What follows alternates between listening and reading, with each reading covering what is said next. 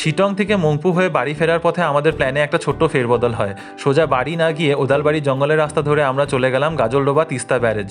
গাজলডোবার সাথে আমার এক অদ্ভুত অ্যাটাচমেন্ট। প্রথমবার যখন মাদের নিয়ে আমরা রিনিদের বাড়ি যাই আমাদের বিয়ের কথা বলতে, সেদিন ওদের বাড়ি থেকে বের হয়ে আমরা বিকেলে এই জায়গাটায় এসেছিলাম।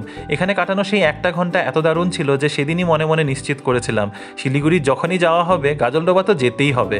আমার দাদুর সাথে কাটানো শেষ স্মৃতি এখানেই। 2018 আর 2024-এর মধ্যে গাজলডোবার অনেক পরিবর্তন, তবে গাজলডোবার আজও একটা আলাদা আকর্ষণ রয়েছে। এখানে আশেপাশের গ্রাম থেকে লোকজনেরা নিজেদের বাগানে টাটকা শাকসবজি বিক্রি করতে আসে। তিস্তা নদীর থেকে ধরা তাজা মাছ বিক্রি হয়। চারপাশের স্টলগুলোতে ওই মাছ আর চিংড়ির বিভিন্ন ধরনের ভাজাভুজিই পাওয়া যায়। নিজেদের মানুষের সাথে বসে কুচো চিংড়ির পকোড়া, গরম গরম চা আর পাশে তিস্তা নদী, মনকে খুশি করার জন্য আর কি চাই। আগামীবার দেখা হবে এই আশাতে এবার বিদায় নিলাম। শেষ হলো আমাদের ঘোরা আর আজকের এই পর্ব। আজকের এই মিনি ব্লগটা ভালো লেগে থাকলে চ্যানেলটা প্লিজ সাবস্ক্রাইব করো। বাই।